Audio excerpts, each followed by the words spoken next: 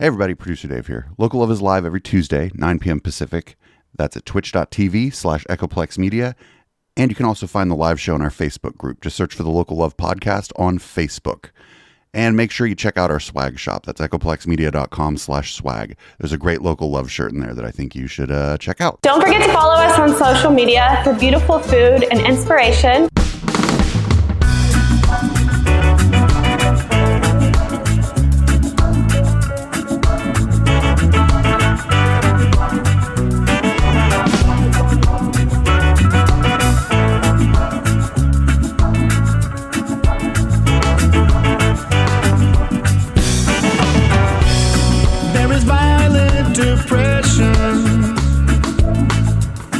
Of a protest in peace,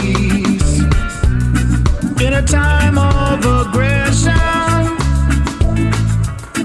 and a deadly disease.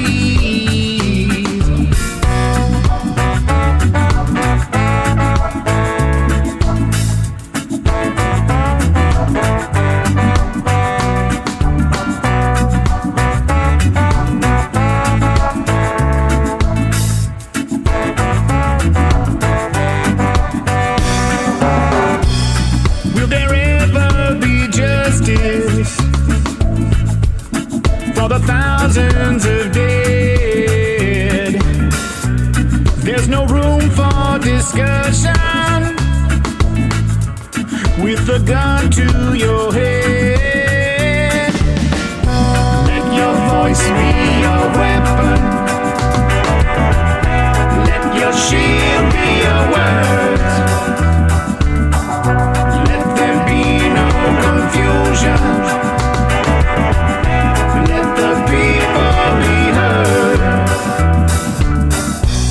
Full of hate with no reason.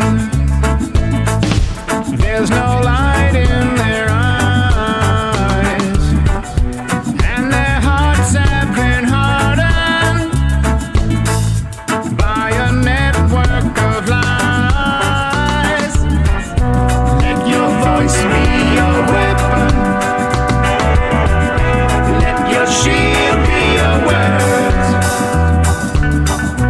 Let there be no confusion.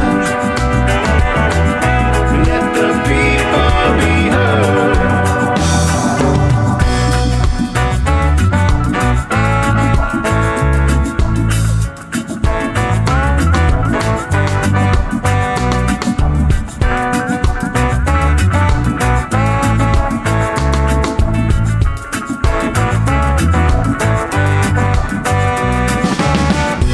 Let your voice be your weapon.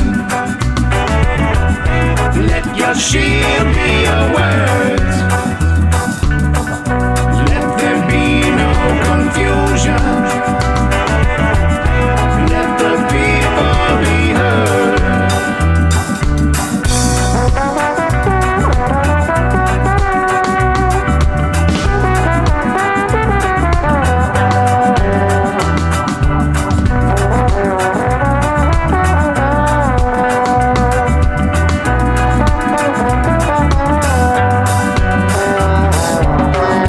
Let your voice be your weapon. Let your shield be your words. Let there be no confusion. Let the people be heard. Let your voice be your weapon. Let your shield be your words. Let there be no confusion. Let the people be heard. All right, everybody, welcome to Local Love. We do the show live every Tuesday from 9 to 11 p.m. Pacific and beyond into red light. I'm Producer Dave, and you can find me damn near anywhere. You're muted in some way, shape, or form. Sorry about that. I'm not doing it on my own show. I'm doing it on everybody else's too. I'm the Media Wench, and you can find me here on Echoplex Media on Sundays and Mondays and Thursdays, and sometimes on Tuesdays if I can managed to take a nap in between work and the show. Did you get a nap in today? I did. I came home and lay down on the bed for a little bit and probably passed out for about 45 minutes. That was a good disco nap. That'll do for a little while. Yeah, that'll give you an extra half hour to 45 minutes of staying power. Glad to have you back. I think Chip might be joining us a little bit later this evening. I expect to have Juan Maserati joining us, and Phil Toole hooked up Ethernet to his computer, so he may be testing it out tonight. So we may have a bit of a panel. Who knows? Also, we're going out on Facebook, and I shared it to my personal Facebook feed. It's also in our group, and I shared it to a couple local groups. I don't know, y'all. What's up? Oh, what's up, Chris from Arkansas? What's up, chat? Shout out to the chat room. Hey. What's going on, chat? Thank you very much, Chris from Arkansas.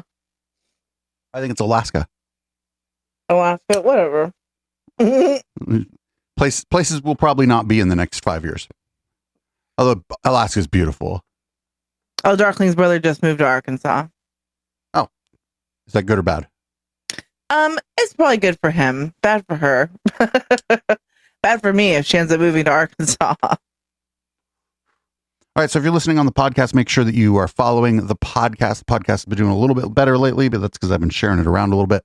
Also follow us at twitch.tv/Echoplex Media, because catching the live show is where it's at. You can also listen live via audio only to the show at eplex.xyz or by searching for Echoplex Radio on the TuneIn app. Yeah. And those things also just put all our music on shuffle when we're not live. So yeah, and if you go to eplex.xyz, you can request songs for something that you heard on a show and you like. We generally have we always have the player going down at the bottom of the screen whenever there's any music playing. Gives you the artist, the song title. Go to eplex.xyz or echoplexmedia.com/live and put the song or the artist or whatever into the search bar and see what we have in our library. you can even browse the library, though that's a bit clunky. But you can still do it. Yeah. So yeah, you can join the panel if you are a local music head. Go to echoplexmedia.com/panel. You'll be dumped into the waiting room. I'll bring you right over and we'll talk to you a little bit. Please make sure you're at least wearing headphones. Just at least headphones. Yeah. And if you have proper mic, that's even better, but at least headphones. You can also call the show 415-903-PLEX. That's 415-903-7539. But nobody calls anymore. Discord.me/Echoplex. You can just join open voice chat and I'll unmute here on the mixer and you can come in and say hi. The phone lines and the and the Discord are just kind of open to anybody, but we'd prefer it if for the open panel that Bay Area music heads, and we can interpret that broadly, but if you live out in Arkansas or Alaska, you're not a Bay Area music head, so. But if your cousin lives out here, we might consider it. Maybe. Anyway, let's get this music rocking. We got Dark Satellite. This is off the same record label that Periscope is on, and I keep forgetting the fucking name of that record label. Do you remember the name of their label? Mm-mm. Yeah, whatever. This is Dark Satellite. The song is called Complex, and we'll be back in a minute. Local love, baby.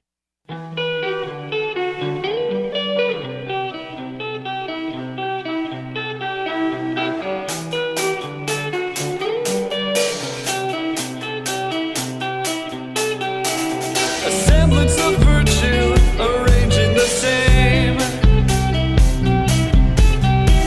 The pieces that don't fool me I can't quite name. Kept impression said it's kept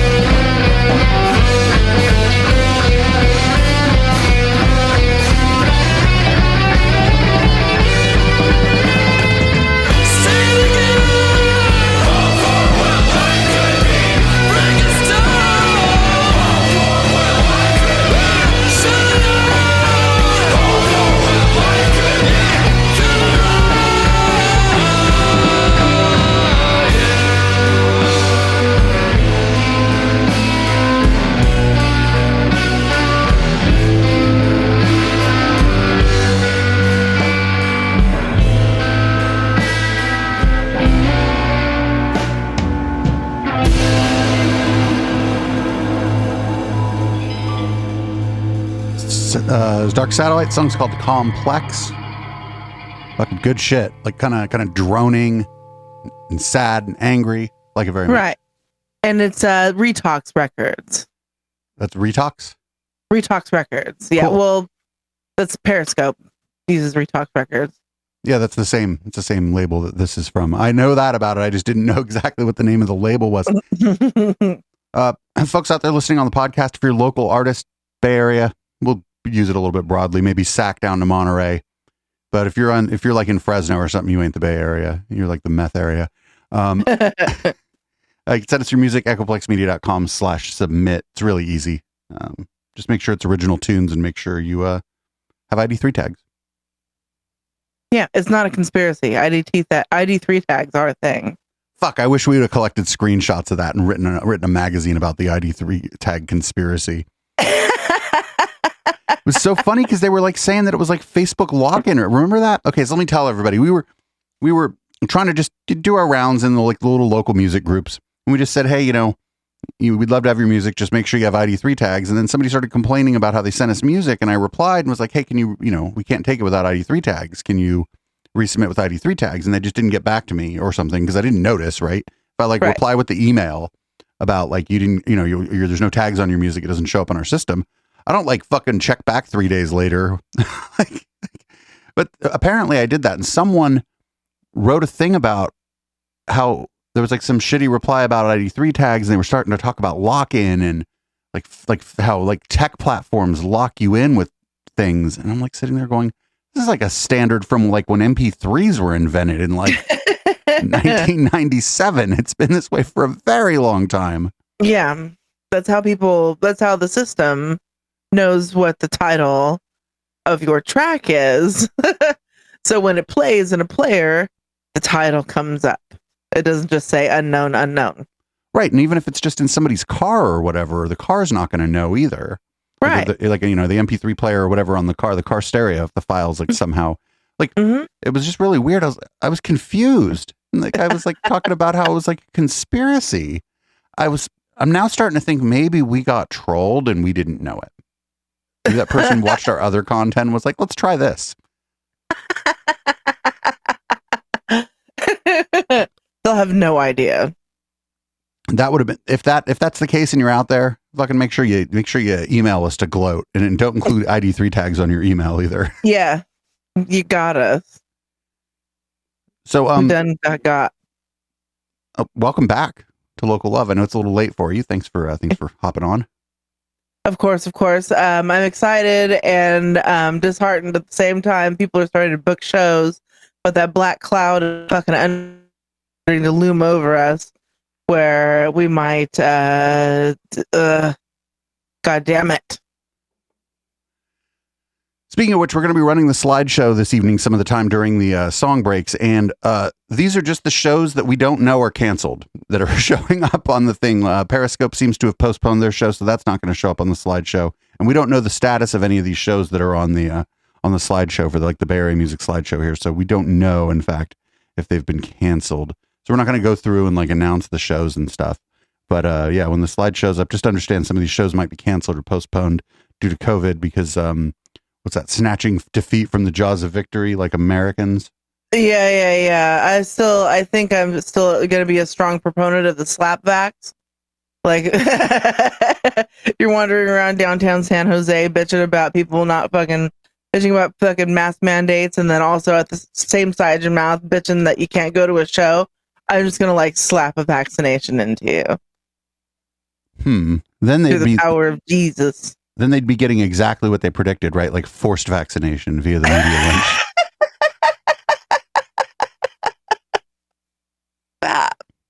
Come back in 2 weeks for the next one. Hold on, there goes the neighborhood. Uh-oh. Let's rock a tune while I bring in Juan here. We're going to rock Tapioca Baby real quick, and I'll bring Juan in while the song's playing. Sounds good. Tapioca baby, baby, tapioca baby, baby, tapioca baby, baby, tapioca baby, baby, tapioca baby, baby, tapioca baby, baby,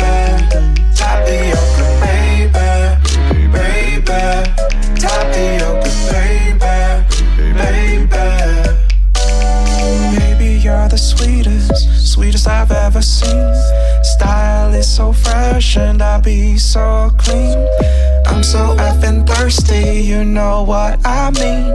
Shout out to your sisters, Jasmine and Green. You're Miss Matcha, baby, you are Miss Matcha. All those other beverages, yeah, they better watch it. Girl, you're so refreshing, make my day so nice, nice. 100% sugar, no ice. Tapioca, baby, baby. Tapioca, baby, baby. Tapioca, baby, baby. Tapioca, baby, baby. Tapioca, baby, baby. Tapioca, baby. There's a lot of beverages in the world, in the universe, but none quite like you. Let's talk about it. Yeah. I used to drink lots of coffee. No more. Frappuccino, lots of toffee. No more. I used to guzzle down the soda. No more. Now I'm in love with tapioca. For sure. I used to drink hot chocolate. No more. Looked her in the eye and I said, stop it. No more. Pulling out $4 from the wallet in my pocket. I'm a certified bobaholic. Tapioca, baby, baby. Tapioca, baby, baby. Tapioca, baby, baby.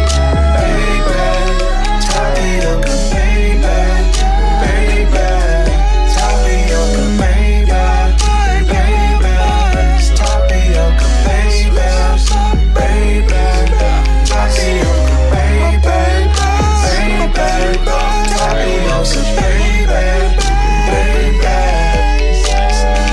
It's cool on a refreshing summer day.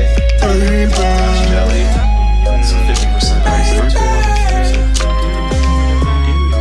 Dude, 100% sweet guy. Hey. Ooh, no ice. Like mine 75. So just nice.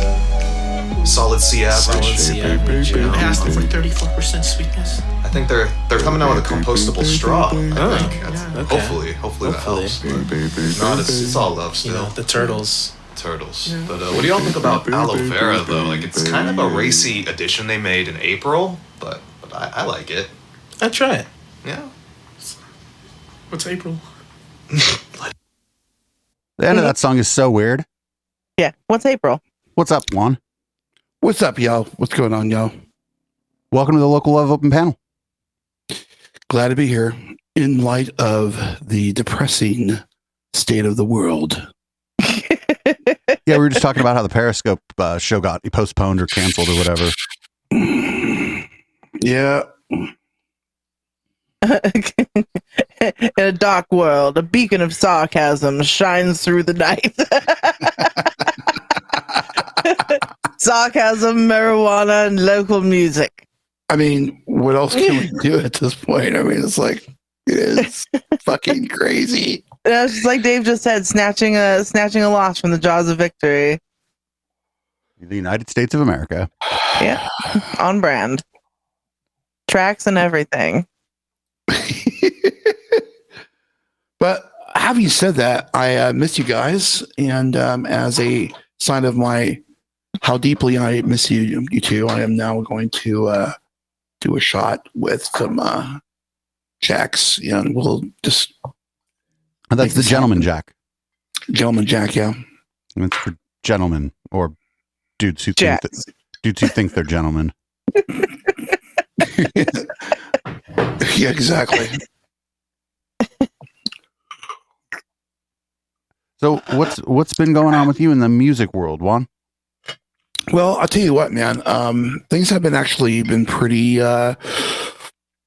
busy. I just did a show over in Half Moon Bay. In fact, I am wearing the old Point Landing, the old Princeton Landing hat. It's the old Princeton Landing Bar and Grill hat and shirt, and it was actually a great night. Hell of people showed up. We previously had established a good following, and this time around, there were the house was fully packed out, and after the show, people were just basically just giving us blessings and telling us how good it sounded, and it was good. It was good. I loved it, and I remember this one cat.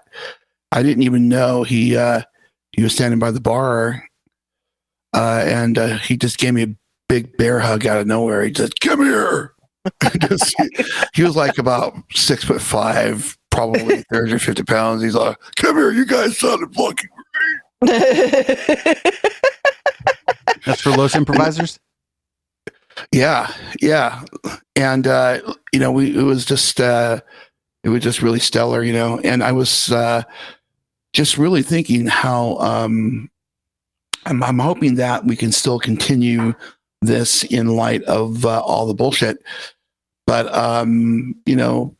onward we go. I'll tell you what, man. And I know this is not the time to go too political into it, but I would say that if old Princeton Landing said, you know what, you got to show proof of vaccination, or any other venue for that matter, I would be like, okay, that's the way it's got to be.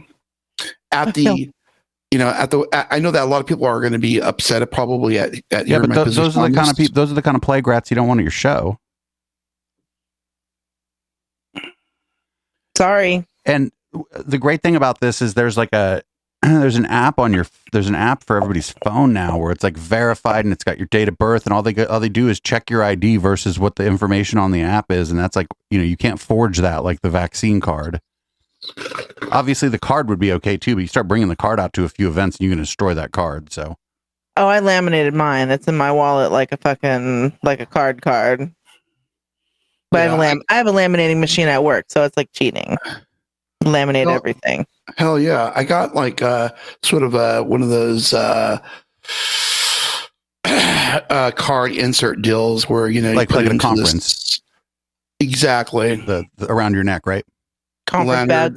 lanyard and all that stuff. Yeah, it's like it this. has to be done. Like this. There you guy, go, right? baby. It's sort of like this thing. This is from Netroots Nation 2013, by the way. Oh shit! We called ourselves the Daily Echo. The Daily Echo. The name's better now. Shout out to all the people in the chat room. I don't know what the exact count is, but I see there's a few of you all, especially from Chris. Chip DeVille's up in the chat. That means we're probably AK. Chip DeVille's up in the chat. That means we're probably going to see him up on the screen pretty soon. Where Chip plays, they're requiring vax proof. Oh shit! Oh really? Is that no kidding? Wow. Maybe he'll tell us about it in a minute or two here. Yeah, I would love to hear what his perspective is, especially from a perspective of a DJ, because I'm sure he's interacting with hella people, and you have to wonder, like, hey, is this the person that's coming up to me for the next song? Are they going to throw some COVID at me, or what's going on? I don't know. You used to wonder if they're going to throw shade, but COVID is just the new shade. Basically. How many Karens are in this establishment right now? Well, the thing I don't like, and I'm not going to talk too much about it again, is the thing I don't. Well, okay, first of all, it's great for us, right? Because there's new mask mandates coming in, so you're going to get people throwing a goddamn fit again, and they're going to be doing it on their Facebook fucking live. So we're gonna have stuff to cover on Sunday and fucking late Friday night, but also like it's just going to be another round of shit for customer service people who have gone to work at risk to themselves this whole time. And a lot of them people didn't get no raise during this. And so it's going to be like just shit for people. The bartenders will be fine because the bartenders will just kick you the fuck out. And if you don't do what the bartender says, the whole bar turns on you. But it's grocery store ain't like that, No. Yeah. It needs Poor to be. fucking Mildred that's worked at the fucking Lucky's for 28 years ain't gonna throw hands at fucking Becky with the bad mask. Becky with the no mask. Becky with the no mask. But like it's again, it's like I was saying earlier, it's one of these times where we're kind of glad we live in the Bay Area because people here, we complain about a lot of this stuff here, but there's a lot of like engineers and kind of like science minded people here. And so they're going to be tending toward being a little more careful versus like other places in the country, you know? Yeah, speaking of which, I was just kind of amazed. Like I haven't been following the news as much as late, but I was mind blown to discover that in certain states, I mean, it's one thing to say, okay, you don't want to get vaccinated, but it's another thing to put into law anti-masking restrictions. Yeah. That is crazy. That you can't enforce a mask mandate. Wow. Yeah. Well, I mean, it's like, it's not really surprising. Like, everything's got to be a fucking culture war issue now. And it's like the virus literally doesn't give a fuck what you believe or how tough you are, or it doesn't give a fuck about any of that, right? It's just, all it does is looks for another fucking host to infect. That's all a virus does. It doesn't even look. It just happens upon a host, right? It's not like it doesn't have eyes, you know? It's a virus. It's so fucking small. It's just looking to get inside of you, you know? And it's not even looking for it. It just happens. It just floats around and gets inside of you, right? And then once it's inside of you, it starts replicating. It doesn't care about your freedom. It doesn't care what you think. It doesn't care if you're lefty or a righty or if you don't fucking pay attention to politics at all. It don't care. It's a virus. Doesn't care if you're in America or Australia or India or fucking China or Germany. It doesn't care. Doesn't Not care. only that, but it's gone to the gym, and now you have, COVID with steroids that can now it's reach rate. I guess the amount it could be like 20 feet across the room, and now you can potentially get it, which is crazy. Maybe that was always the case though, and it was just that 6 feet was like a reasonable safe distance. I don't know enough about it, but I do know I do know that the new variant is more contagious because you end up with like more virus in your respiratory system, and that's all I know about it. I ain't no expert, but that's what I'm reading, and I kind of believe them the same way that I believe the plumber when he says he can fix my toilet. You ever notice that, by the way? People are like perfectly happy to like not believe the experts about a virus, but if their toilet starts over flooding, they call a plumber right away. Right? Those are two different kind of experts. What the fuck's the like? Right. The electricity goes out, and you sure shit are gonna give a jingle to PG&E. PG&E shows up and goes, oh, actually you're gonna need to call an electrician because it's in your it's in your fuse box or whatever, and we don't do that. And you don't say to them, oh no, I've done my research. Mm-hmm. Although if you look it up, you could in fact fix a fuse in your fuse box. It's not that hard. God. Anyway, we're gonna go ahead and play a song. This is Funky Frankenstein by the Lucky Suits, and we'll be back in just a few minutes, possibly with one Mr. Chip DeVille. This is one of Libby's favorites.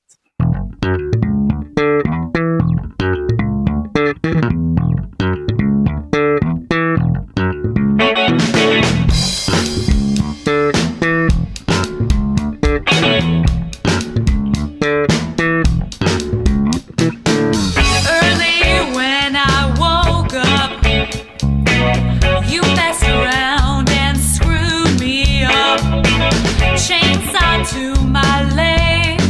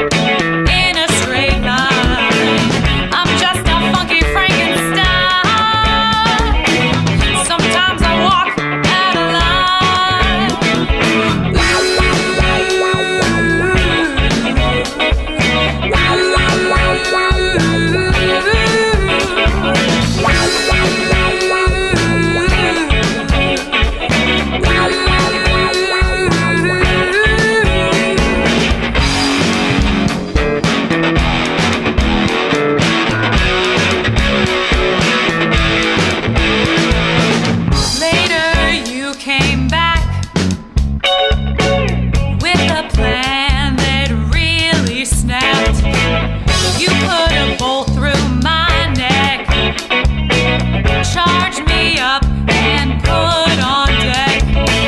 Zigzag scars on my face.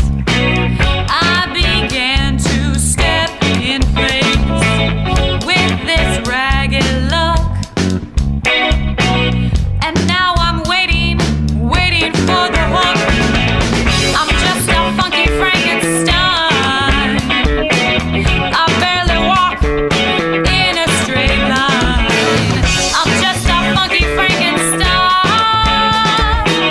Sometimes I walk out of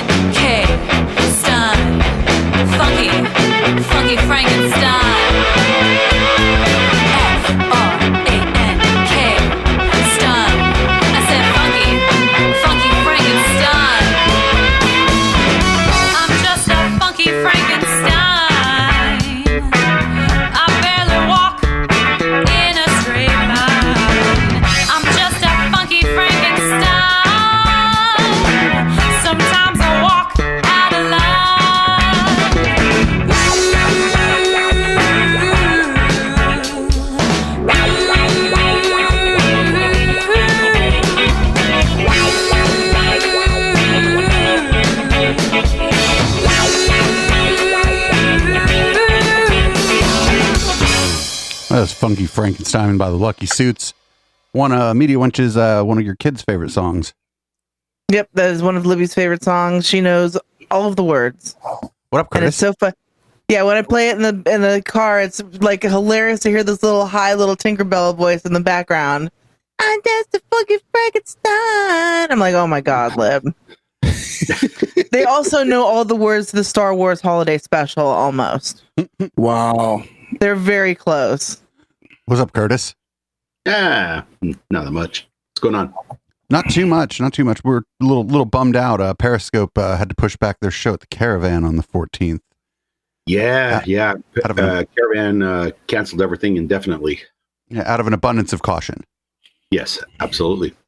Until the venues figure out what they're going to do. I think I'd be comfortable going to venues if they started like requiring proof of vaccination, you know? Yeah. But I think right now it's gone beyond that. They want to kind of like try to get it under control as soon as possible. Yeah. I'm bummed out, but also like whatever. Everybody seems a little bit bummed, but nobody seems like infuriated, so that's good. Yeah. At least around here. At least around here. Yeah. At least around here. Well, shit. Bless you. Bless you. Woo! Juan's allergic to all this fucking bummer ass talk. Or the Gentleman Jack he's drinking. I'm not sure which. You're not supposed to snort the Gentleman Jack, Juan.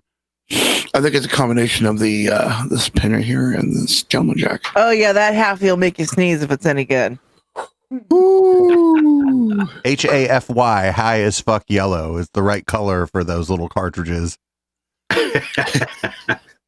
So I'm going to tell a quick story. We were on our way back from Oregon and we stopped like at the last place. It was before weed was legalized for recreational use in California. It was like right before. And me and the Meaty Wench stopped at this one place and we got this cartridge and I took the first rip off of it and it was like I took a rip off of a 4-foot bong. I was like hacking and coughing and I don't think I've been that high since. I just put that shit and the Meaty Wench took a hit and then we just put that shit in the little fucking thing under the glove box and just let it fucking sit there for a while. Never had a cartridge that good since. Yeah, while we drove through the middle of nowhere, Dave was like, "There's nothing here."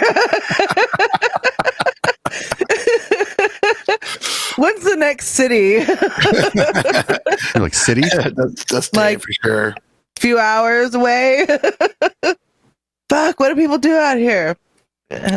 Lawn darts? Meth. Dude, have you seen the new lawn darts? They're like little pads. They're basically like a lawn dart with a bean bag at the bottom. Like a little boxing glove, so it like comes down and punches you in the face instead of just stabs you in the head. Yeah, where's the adventure in that? I mean, They should literally put like a little mini punching bag on the bottom of it. That would be hilarious. Like a boxing glove. That would be hysterical. or just like name them like this is head piercer. The lung lancer. The remover of children. I mean, to be fair, if we had like an outdoor event for like music and stuff, we would not include lawn darts, especially not with our group of friends, man. Fuck that. No. Fucking River and Patty K would be playing like lawn dart catch and shit. It would be all bad. Why did you pick the exact same the exact punk rockers that I was going to say? Throwing fucking lawn darts to each other. Yeah, you gotta watch out for River and PK. They get in the same room. Yeah, I have a feeling that one of them will be like, very funnily saying like, I can catch it. And the other guy will be like, I can catch it in my chest, in the middle of my heart. I already know which ones those would be. Oh, yeah. To just chip off of my cold black heart. Knock out one of my eyes. I don't need it anymore. Somebody give me a blunt and a banjo. That was actually their second choice for the name of Panhandlers Union was a blunt and a banjo. I can see that. I can definitely see that. That's not true. I just made that up. I mean, it could be true, but it doesn't mean I didn't just make it up. A blunt and a banjo. Yeah. So It's still true. Curtis and Juan haven't introduced themselves, I don't think. So Curtis. Yeah. This is Juan. Yeah, introduce And each this other. is Curtis. And this is Curtis. Go ahead, Curtis. Go ahead. Introduce yourself, brother. This is Juan. He plays lots of keyboards. He's supposed to send No. he was supposed to send me an email about something, and then he didn't. We will. Oh, God damn it. That's right.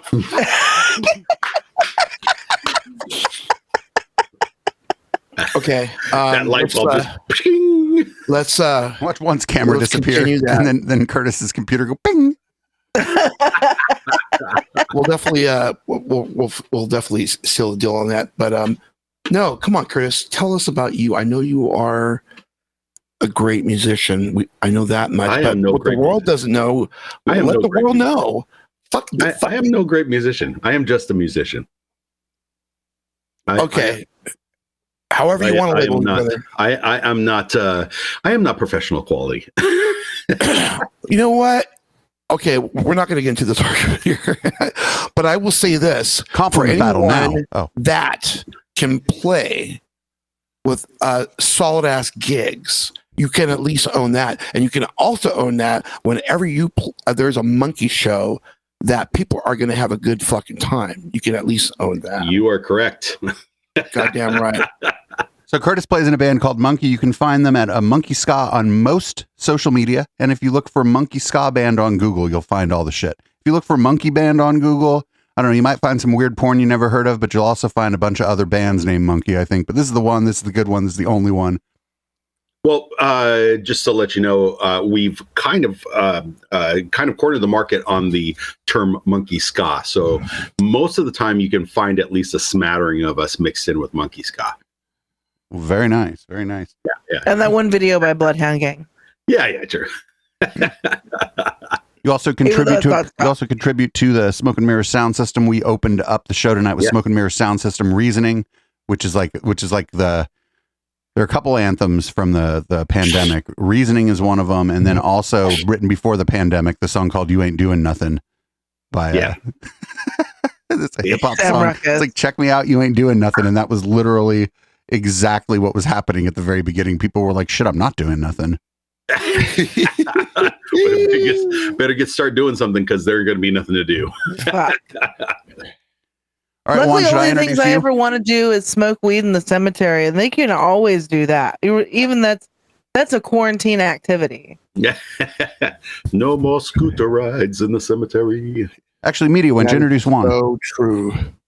This is Juan Maserati with Naughty Body. He plays in Rebels Camp. His keys. He plays keys with Lost Improvisers, and then a new gig. What is it called? Fish something? I fish. It is Echo Fish. Echo fish. Echo Fish. Echo fish. It's a new band that's started by Ryan Acosta, who's a great guitar player, great just all around fucking amazing musician. And I was honored when he asked me to come on board and lay down some keys. So I'm excited about it because he's like, I think a lot of people don't know this about Ryan, but like Curtis here, he's one of them the hardest working motherfucker in show business type of cat, where he teaches he's a accomplished musician teaching guitar music theory and has clients from all over the world and such. And he's he also has a really good like Curtis, a really good sense of business acumen. And I think that's it's like you when cats like that come up to you and say, hey, you want to get on something, you gotta take notice, and you gotta jump at that opportunity, because the zeal that I see in this cat, it kind of gives me the indication he wants to really not just take the band somewhere, but overall his music business company. And I probably will probably see Ryan in a few years start producing other musical acts, and like independent label productions and stuff like that. So I'm excited. I'm just excited, man. It's great. You can find Ryan Acosta on our YouTube channel. You can be like the 37th person to watch the video or something. That's Ryan Acosta on youtube.com/Echoplex Media. Go ahead and never mind. Nobody follows us on that shit. We'll get to like fucking 5,000 Twitch followers before we get to 1,000 YouTube followers. I swear. Oh, I'm also getting close to 1,000 on Twitter. Just hit bang Twitter in the chat, and it'll give you all of our Twitter names. Well, it's all right. We have like 10,000 followers on Facebook, but in the 20 plus years that we've been fucking around with YouTube, I think we have 124 bands on YouTube. Adam, you are important, and I do know that you follow us on YouTube. I didn't mean to degrade anybody who follows us on YouTube. It's just better that you follow us here, Adam. Adam Reinstopper. Yes. Adam, vitally important. One of the OGs on this channel, was here from the very beginning, one of our mods. And I appreciate everything Adam does, especially when somebody comes in, starts being fucking weird. Adam's like, I don't have time for this, and just fucking times them out for 10 minutes. Like, figure out what the fuck you're gonna say. Think about it for 10 minutes, you dumb motherfucker.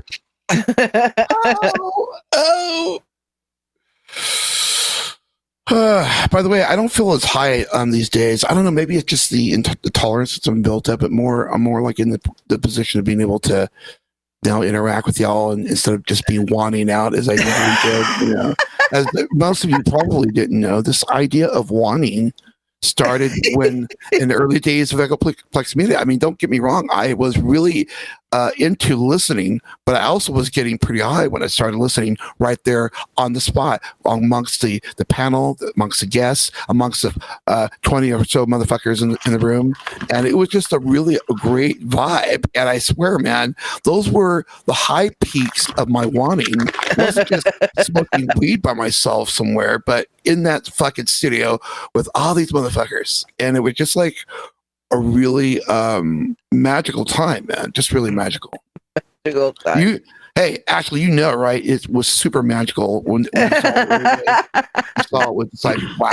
Yeah, it's super magical looking over and watching you old man fall asleep in front of the microphone. We didn't have cameras back then, so it was fine. You guys replacing bets, okay? At 8:25, he's gonna fall out. or something. I don't know. Show starts at We got 9. He'll be asleep by T-minus. 8:45. T minus 25 minutes till 1 out. Very good. Very good. The one and only. Curtis, what do you and the band have any plans, like what you're going to do with the time you might have spent preparing for getting ready for the gig? You're like no.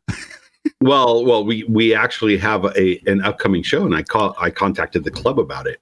It's the September 10th show at the Ritz. Wow. And he's like, no, we're still doing the show. Only everyone has to wear a mask until they have a drink in their hand. Which is an amazing selling point for the club, I think. Yeah. Yeah, if you don't want to wear the mask, buy a damn drink. So, well, I'll be there. Yeah. Right. With a drink in my hand. Yeah. We don't know if it's actually going to be the same by the time the date comes. Yeah. So we're going to try to continue promoting the show, and hopefully the numbers start either plateauing or ratcheting downward, and then we can be comfortable in knowing that they're not going to yank it at the last second. Yeah, there's a lot of people with a lot of shit up in the air right now. It's a little depressing. Oh yeah. Well, let's rock a jam. Let's rock a jam. We're going to run the slideshow. It's got a list of events. We don't know if any of these events are happening or not. The events are suggestions for something that might happen on our little slideshow of events. And we're going to run The Dangerous. The song is called Vampire. And I'm going to go pour myself a drink while this song plays.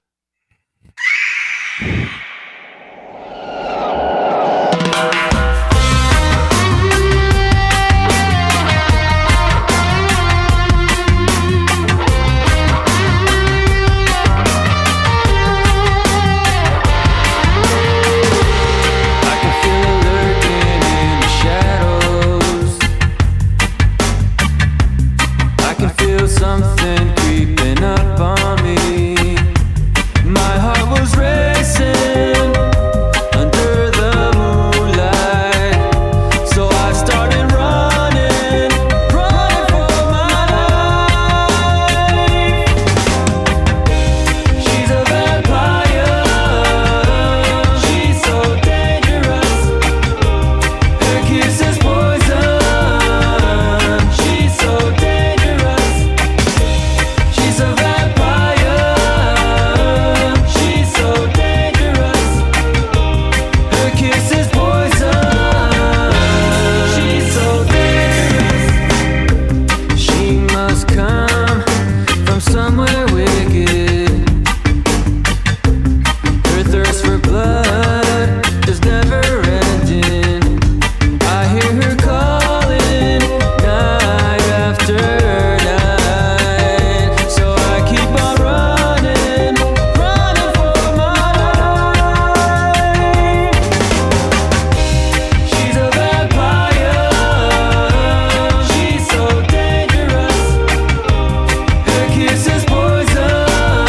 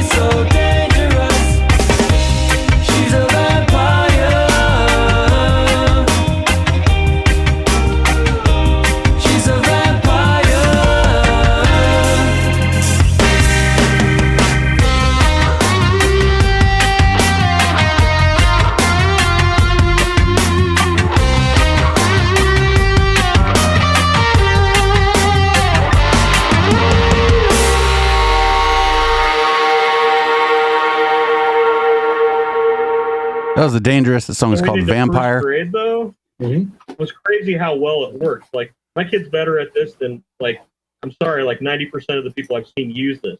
Like, wait, where's the sound coming from? My kid's from? better at this than, like, I'm sorry, like. There we go. Somebody was better. I'm sorry, like 90% of the people worked. Like, what?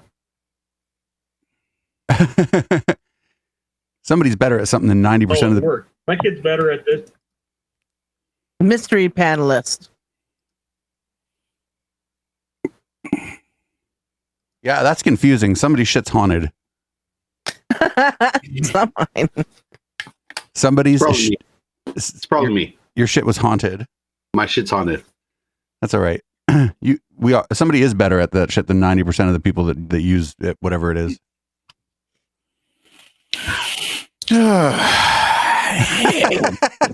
Chad, they're like 90%, like 90%. Chat's making fun of us. That's good. That's good. I wouldn't have it any other way. Shout out to the chat room. Right. Shout out to the chat. If you're listening to this on the podcast, like on Spotify or whatever, make sure you join the Now Space at twitch.tv/Echoplex Media. You can make fun of us during the show as well. The Now Space. Welcome to the Now Space. We are here for you. Embrace us. I'm only slightly confused here. Where do I see this feed where people are chatting? And twitch.tv/Echoplex Media. And then there's a little button to pop the chat out so that then you can close the browser window so that you don't have the fucking feed running too.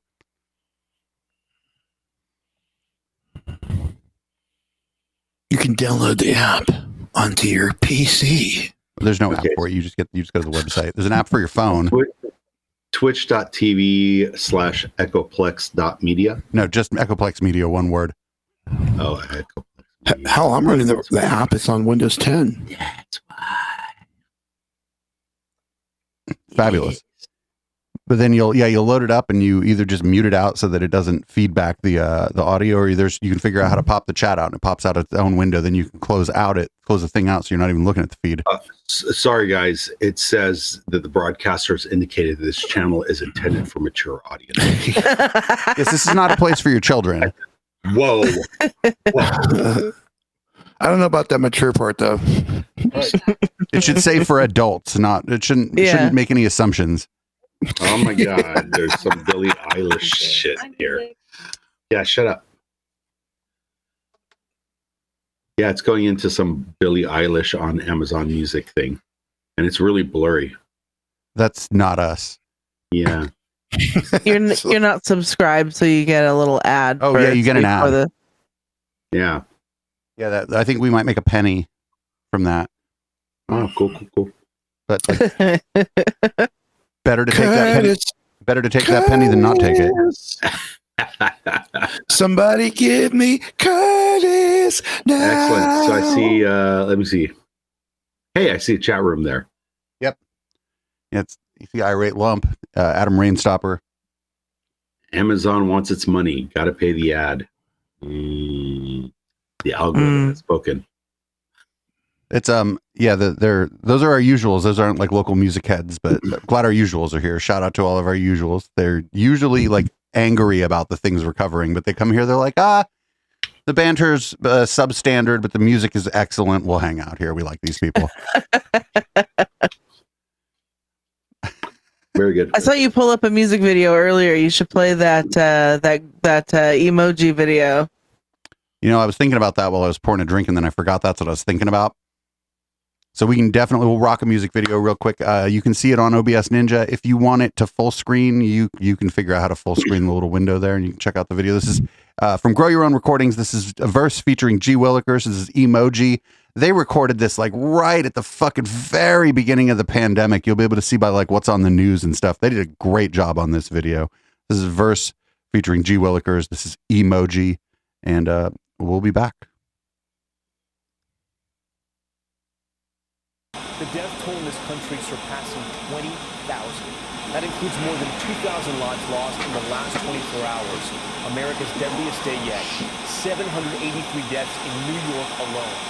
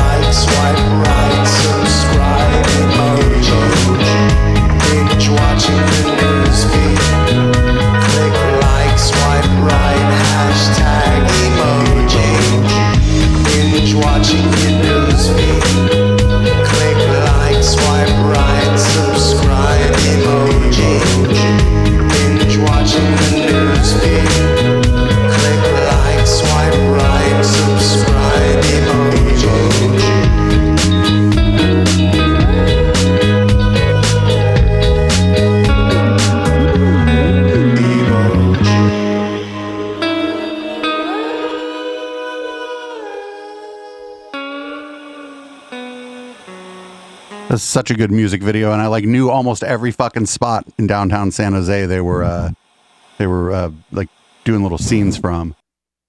You DJ'd at one of them recently. That's what I said. Yeah, he was sitting there on the fucking. In fact, exactly where he was sitting is where my shit was. Like at Go on the Monopoly board. Mm-hmm. The first time we played there, Brandon's like, "Oh, where do we set up?" I'm like, "Go. You get $200 here, dude. We're setting up here." Then fucking Brandon was like looking around. A cop drove by, and we're setting up like a DJ stand. He's like, "We're gonna get arrested."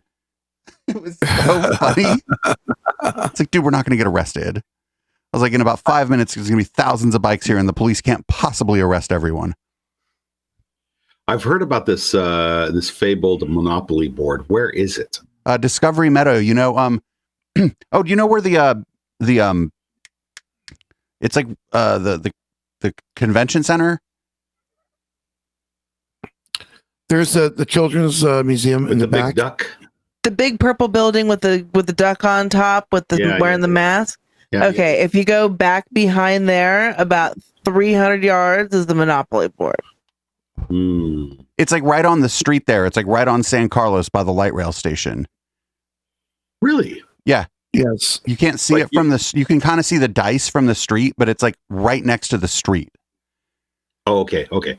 Yeah, I've never been. The last time I was in that little meadow was, I think, 4th of July.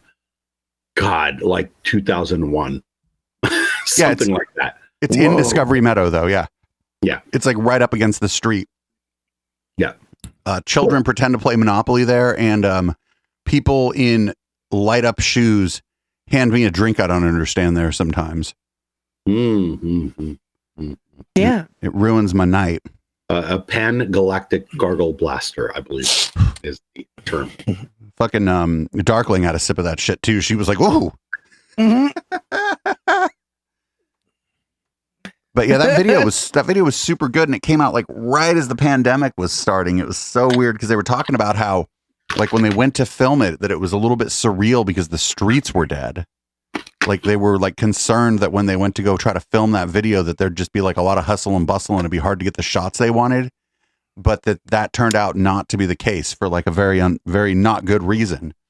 Yeah. But yeah, whoever, I don't, Juan, do you happen to know who produced that video?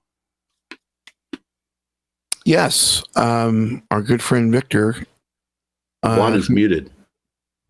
Oh, let me fix that. Oh no, I hear one. Oh, can you hear me now? Can you hear me now? I hear one.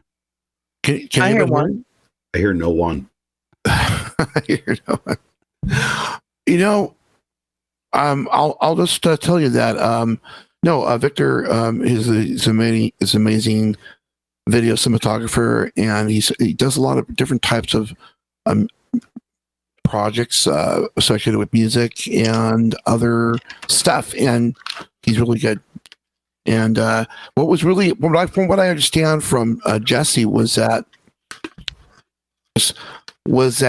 they both gave him different ideas of what they wanted from the music video, and Victor, for the most part, captured it, pretty extensively, which I thought was cool. Like that part where they're throwing emojis. Yeah, that was a concept that G put out there, and Victor was able to knock it out. So that's really impressive. All right, so if Curtis isn't hearing anybody, Curtis. No, I hear now. Okay, cool. I was messing around with what I thought was the global volume. Ah, gotcha. Earlier, and it wasn't global volume; it was individual volume. Oh, I didn't even know that. Because like when I use this piece of software during a broadcast, like what's available to me is I know almost nothing about joining. I have this control panel here, which is actually pretty dope. Maybe I'll give a little shout out to OBS Ninja. Check out it's now called VDO Ninja, because the OBS project it's another open source project, so they weren't dicks about it, but they're like, hey, you don't use our name in your thing, so they changed it to VDO Ninja. But go check out that project. They take donations. They have a Patreon. Donate to this project, because as far as doing a production, we tried fucking everything. And at first this was a little weird, but then we got that rainbow puke shit going on. But once I figured out how to get rid of that, and we dialed this shit in, and I figured out how to deal with the audio from it, this is just the best piece it's not even a piece of software. It's all peer to peer, so there's almost no lag, and this is the best tool we've ever used. Other streamers need to consider it. And if you enjoy what we do around here, and sometimes you give us money, go ahead and go over there and kick them a few bucks, because this guy does it for free. He doesn't charge for it, and he has this great YouTube channel where he does all these tutorials showing you the advanced things. And I'm actually trying to get on there to show people how to manage it, because it works a little different in Linux than it does because the sound system is different. I'm trying to get on there to explain how to do it using jack and pulse audio. But yeah, give that guy a little bit of money, because this is, as long as everybody's connection's good, this shit is rock solid. We have no problems with it anymore. And it was the problems at the beginning were just settings issues. I fixed all the settings issues. And the only problem with it is, if we were to have 25 people in this room, my computer would be okay. But I think everyone else's computer would get sad. Because it's sending and receiving all the video streams. There's no server in the middle doing all the processing. That's why there's such low latency. So if you have a big room, I have a pretty powerful machine here, but everybody else is probably on a laptop, and your shit would be trying to take off. You'd have your own space program like Elon Musk, except it would be your laptop. Yeah. The fans spinning up were heard around the world. Another great thing about it is if you want to do a quick group call with people and people are like on all these disparate platforms, everybody has a web browser. If you want to do a quick video call with your friends, you just create a room real quick, ignore the control room, copy the link, give it to all your friends. Y'all can use it. Curtis was in the jail of Facebook this for a couple days, and we not a lot of people showed up, but I think it was due to confusion. But it was due to confusion. I think if you would have been an hour ahead of time and said, "Hey, here's where we're all going. Curtis is in Facebook jail," I think your whole crew would have showed up because it's easy as fuck to use. So. Yeah, well, whole crew is putting it a little heavy. It's just crew on a Friday. So if we go back into lockdown, is the business coming back? I don't know. You know, depends on how strict this lockdown is, or if we actually go into lockdown. I mean, lockdown isn't even the right word either. By the way, lockdown would be like it is illegal to leave your home without permission. What we had was like a honor system, social distancing, general shelter in place. Don't do any kind of superfluous errands. That was like yeah. Well, on top of that, it was suggested that people remain civil and remain in their homes, but there really wasn't anything to do. Like if you went outside at all, it's like, well, what do we do? Well, we can go to the park again, or we can just go home and watch more movies. Yeah. Yeah. The one thing that was nice though was that a lot of people didn't know that they could go outside. And so I'd go for a ride on the trail. And usually the trail's kind of busy, especially going towards Los Gatos, because there'd be hella basic on the trail. And not at the beginning of the fucking pandemic, let me tell you, wasn't nobody on the trail. So I could just go to good clip, ride, fucking not pay attention. Usually it's usually you got to pay attention because people aren't like on a trail, you just fucking, it's like driving. If you fucking stay to the right on the trail, if you're walking or riding a bike, you're going to be fine. But no, that's not how people do it. You got Karen, Becky, and Susan walking all fucking arm in arm, 3 wide, fucking not fucking paying attention to anybody. If you try to get around them, they act like you've inconvenienced them or something. Karen, Becky, and Susan. I just thought of 3 basic names. I think I know them. Well, I certainly hope that that the government will take this opportunity to make psilocybin legal. I don't think we are going to last too long in this current state. No, I'm serious. When they're I think they already do prescribe, if you want to call it psychedelic treatment to veterans coming back from war, different types of stuff. I think that let's just face it, we're in a fucking war. I think the country, it's a war against this thing. Okay, it sounds cliche. It doesn't have any stupid. oil. Nobody's taking it seriously. Right. But I think that, we have to say that we are under major duress. And I think it's time to consider that we need drugs to keep us chill. I mean, I don't know. Because like you say, Curtis, how many fucking goddamn movies can you watch on TV? How many subscriptions can you, until you finally get burnt out and say, fuck this. I don't know. Save the USA, microdose today. Or macrodose. Whatever works. Is Cosmo around? If so, you're macrodosing whether you want to or not. I don't know. One of the limbs from the tree is gone. Cosmo might have gone with it. But I think that like you were saying about like movies and stuff, I think that people who were doing music or streaming or who are a painter or who are a DJ or who fucking knit or crochet or whatever, those people had a bit of an advantage during the pandemic because they're like, sure. I can work on this. I have time to work on this thing I've been, trying to do or whatever for a while. Or, people who had bought a bicycle but never started riding it, they're like, fuck, no time like the present, start riding the bicycle, I guess. Sure. Yeah. So I think people who had only had interests that involved being around other people, those people were in a lot more trouble, like emotionally and mentally. Yeah. Not to say that that's all extroverts, because I'm certainly an extrovert, but I have a lot of interests that involve me sitting down and doing something. This show, it was an extrovert experience. There were 20 fucking people in my living room plus a panel for a long time for Local Love. And it took us a while to figure out how to do it remotely. And it was mostly that I just needed a badass computer, or nothing that we were going to try was going to work right. But I think that, you know, artists, like, they had a hard time on the financial side in a lot of ways. But I think on the emotional and mental well-being side, so long as their material needs were met, I think artists had an easier time in this because they had some kind of outlet, something to do, something to focus on. Even if you're just riffing on your guitar and writing songs by yourself, or figuring out cool bass lines and then recording them, calling your friend, you're like, dude, I got this bass line, or just anything, you know, even if you're really, really into TV and movies, you know, if you're one of those people that calls them films, then this was fine. I'm like, dude, I'm sorry, but fucking Dumb and Dumber is not a film. All right. Dumb and Dumber is a movie, and just barely. 100% Criterion. But no, Juan, didn't you find yourself kind of fiddling on your keyboards and stuff a little bit more maybe than you otherwise would have been when you were stuck at home? I mean, you know, like, just to be extremely real, I mean, like, I don't particularly like playing by myself. I don't like playing with myself. I like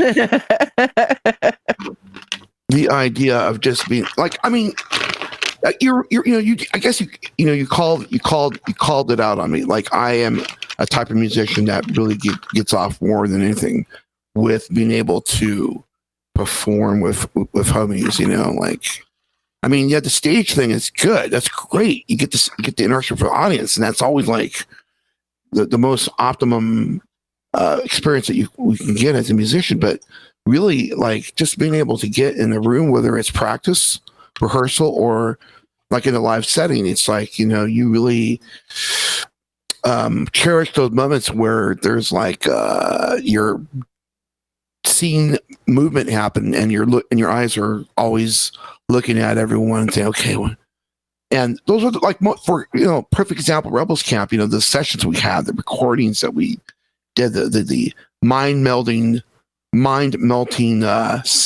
moments where we didn't even record the shit. We should have, but it took us to a place, and it's like it's somehow, for some fucking reason, which I can't, that maybe this is what I'm trying to grasp my head around, is that for a minute that I was in heaven, I was in nirvana, and now I blink once and maybe even twice, and I'm like right in this very dystopian, like, what the fuck? You mean I can't play in the room with my homies? You know, we're worrying. What the fuck? You mean the venues are having to close down because they can't afford to thrive? What the fuck? Bay Area is kind of like dusting out. Like, it's like in the midst of this, what they are now calling the doom economy, somehow motherfucker has gone to the moon or to up in space, two of them at least. But here we are. We can't seem to find our way out of this. And I hate to sound depressing on this, but it's like I've been thinking about this for a minute now, and I'm just like, you know what? This, you know, who knows? I don't know what the fuck's going to happen with respect to the future, but if we do get past this, I hope to fucking God that we will be able to have learned something about, not about this thing, but ourselves, and what are we willing to sacrifice? I mean, honestly, like, you know, sacrificing friendships, even in the sense that, you know, now for people that are ideologically in opposition to you, it's tough. It's not easy. But, you know, more and more you find that, especially with respect to anti-vaccination. I mean, I thought I saw it all with the Trump era. Like, I swear to God, it was like 4 years of that bullshit. And I thought it couldn't have gotten any more bizarre and mental. But suddenly on January 21, we enter a new age where anti-vaxxers and all these other people have just like fucked the game up so fucking hard. Well, the problem is that I think what we learned is that there's more of those people than we thought there were, which is where I was ahead of that fucking curve. I knew that shit. I was like, no, this is a problem. This is a problem. People are like, why aren't you covering normal news? I'm like, no, this is a problem. This is a problem. This is a problem. We need these people. They're not going to be there for us. It's a problem. That's not really what I said, but I was like, this is going to be a problem. This is a bigger problem than you think it is. It was a bigger problem than I thought it was, but I was telling everybody they didn't understand the magnitude of the problem. Now we got 30% of people just won't go get the fucking thing. No, for real. And I'll tell you what, man, when you first started talking about that, I was like, what, he's on to something, but I didn't know the extent of what he was on. And it turns out that you were like already in Dante's hell way before everyone else was. I'm like, it really sucks here. Come join me. You're like, I don't know about this. And I'm like, well, now a pandemic came around, you have no choice. Now, I was just watching the news tonight. They were covering different stories about, the pandemic and how people are dealing with it. And they followed a story about a lady who came from Taiwan. And she brought all of her family members to San Francisco for what they call a pandemic holiday, right? And they bring them to San Francisco because San Francisco requires that you get some sort of vaccination. They get off the plane and they get a vaccination. And she spent $18,000 to get her family across the water because they could not find vaccinations in their country. Damn. No, that's like the most privileged shit in the world where we got somebody named Choid in our chat from Georgia, not the state of Georgia, the country of Georgia. And I think it's a him. He comes in here and he's like, I need the vaccine. I can't get the vaccine. And then we're covering people here who won't get it. And he's like talking all this, oh, I don't like this. This makes me, this and that. And I'm like, why are you in my channel? And he's like, oh, it's great. Yeah. Or they fucking they fake like they're going to get the fucking vaccine and then they snag the whole vial and run off with it. Oh, yeah. We saw a video of somebody was like, can I see the vial? And just walked out of the fucking vaccine center with the vial. You know what? Whoa. I'm not for summary execution, but I thought about it for a minute. You know what I'm saying? I'm like, it's not like that place is going to run out of vaccine. It's just like other people in other countries see that. And now they're like, well, I mean, we do got nukes. Yeah. We can just blow that thing off the planet. Well, they were saying that a single vial could do 6 people. Yeah. So that's 6 people without vaccine. Right. I think at that point there was an abundance, but still it's like you're being the big, you're like, if you think about people in other countries who want nothing more in the world than to get this vaccine so they don't fucking die. And then they see this video, they hate Americans even more now. Yeah, for sure. It's bizarre. I just wish this would have gone a different way. I wish this would have gone a different way. And well, the thing that gets me, and I've talked a lot about this in the last couple of days with friends and whatnot, is that we are in a position as a country where the goal is to confuse and thus make all efforts to save lives seem like they failed. Right? So we have one party that's like, okay, maybe if we can prove that this system fails on a grand scale, then we can take it over. Fascist state. We can take it over, and then we have more say-so, and the public has less say-so. And at the same time, they're losing their constituents because their constituents are stupid enough to follow this. So, and the worst part is we have another party that instead of like when they go to punch, they're like, we could punch right, but let's go ahead and punch the other direction. Yeah, but you know what? That's the thing is are they looking for people to simply be confused and for the Democrats and the regular Americans to say, oh, this is acceptable? Or are they waiting for them to punch back so that they can say, see, they punched back. See, they're a bunch of fucking assholes. What's up, Chip DeVille?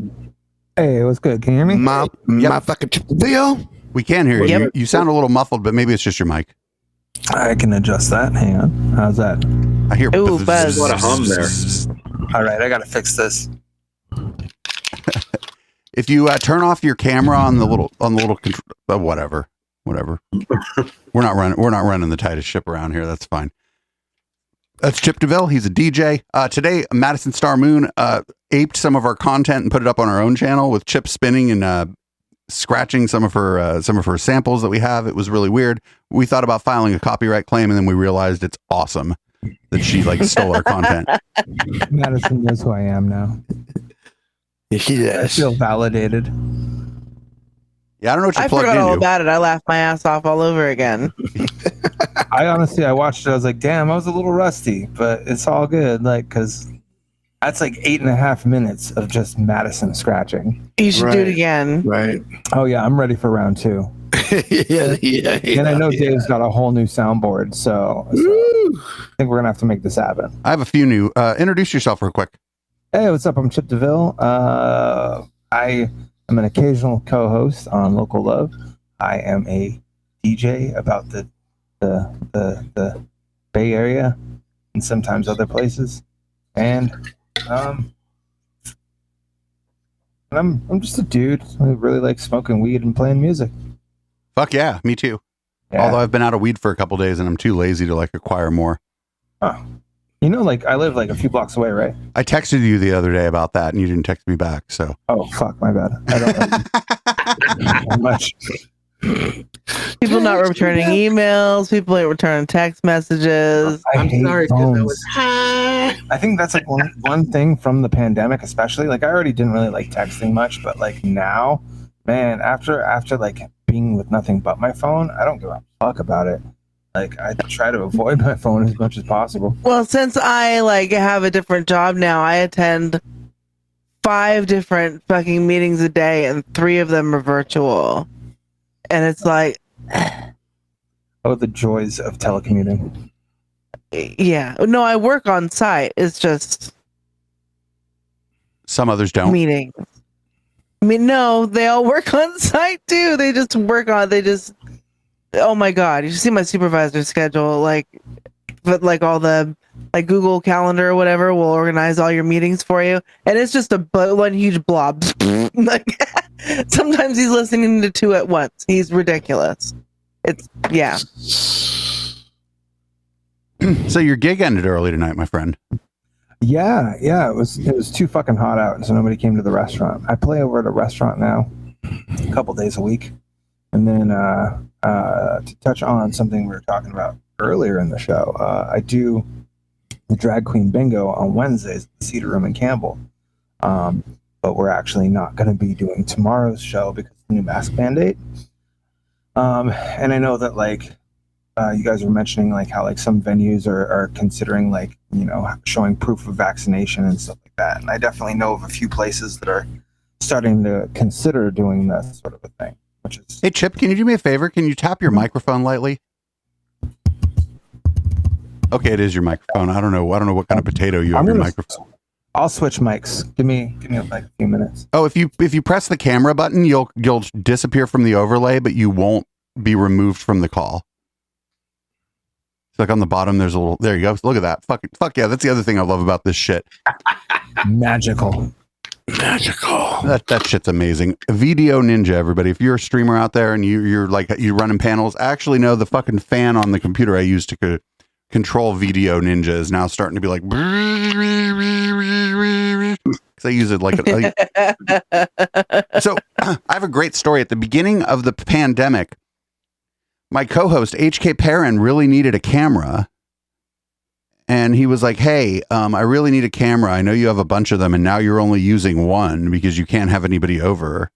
And I was like, yeah. I was like, you know what I know you have? You have a pretty modern extra laptop. And he's like, I will trade you for that immediately. And so I traded a camera that I got out of the bottom of a fucking box of shit when we used to be in a warehouse for work for a fucking, I don't know, $2,000 laptop that was a year and a half old. Fuck yeah, pandemic. But now I'm out of cameras. Like if I were to have like everybody in the studio, I don't have enough cameras. If I was to do 5, but also we don't do 5 people in the studio anymore. That's bullshit. All right, does this sound better? Oh, fuck yeah. All right, I just need to change it. Hold on. At some point, we are going to have to do a whole show about how good this show sounds. Hooray! $20 microphones. Oh, you gotta love them. So you were saying about the venue that you're at. Are they requiring vaccine proof?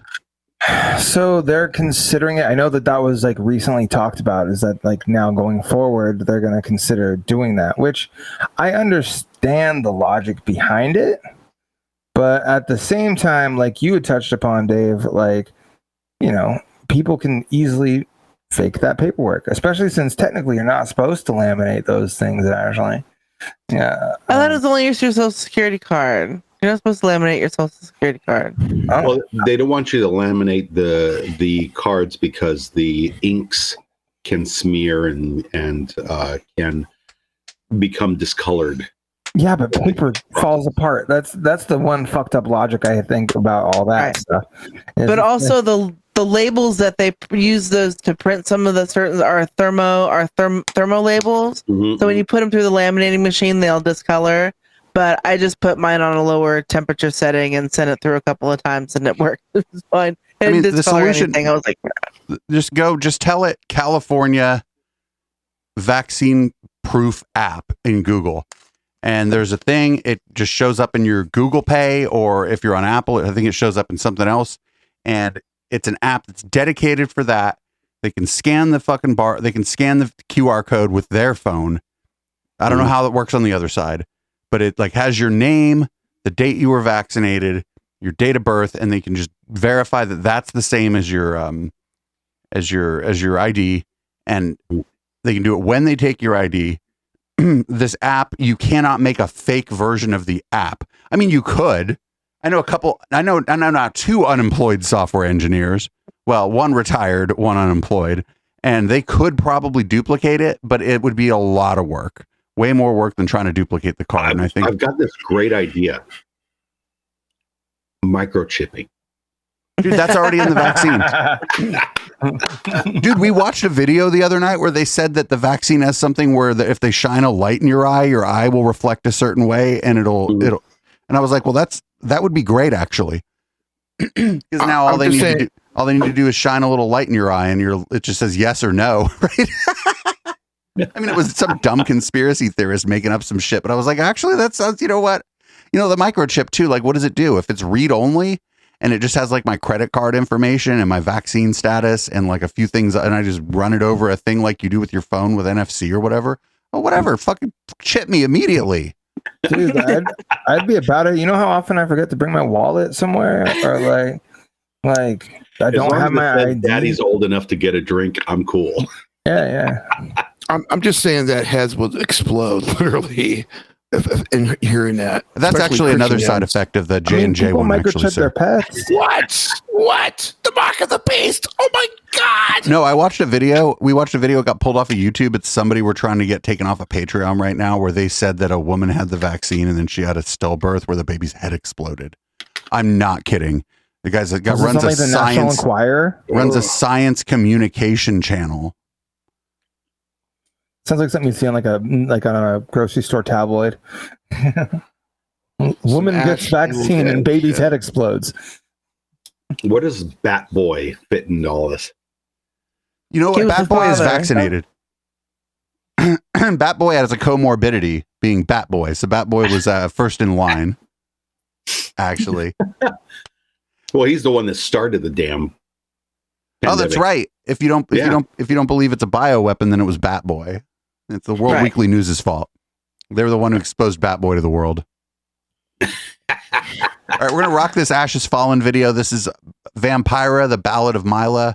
Everybody on the other end of this, if you haven't seen this video, make sure you full screen this window from OBS Ninja. This video is hella good. We'll be right back, everybody. This is Ashes Fallen. Check out our interview with Ashes Fallen on YouTube so that we can have 39 views on it.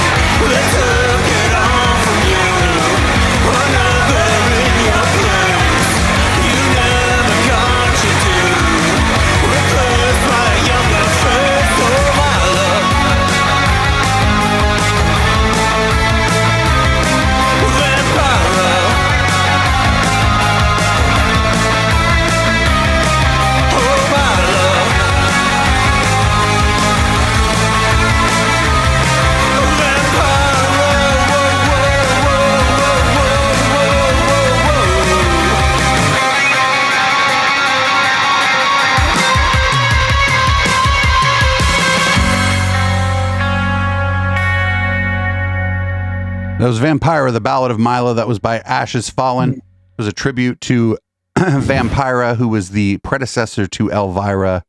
Elvira stole her bit, and well, Elvira made a bunch of money, and Vampira didn't. God damn. Also, shout out to Michelle Perry, who legitimately learned how to use a video editor in the process of making that video.